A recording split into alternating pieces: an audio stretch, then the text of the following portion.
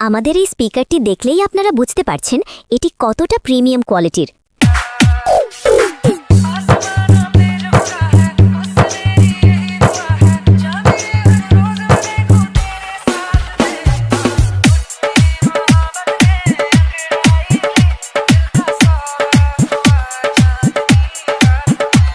একটি স্পিকারে ব্যবহার করা হয়েছে মোট 3টি মাইক, যার মধ্যে 2টি শক্তিশালী বিট এবং একটি সাউন্ডের জন্য।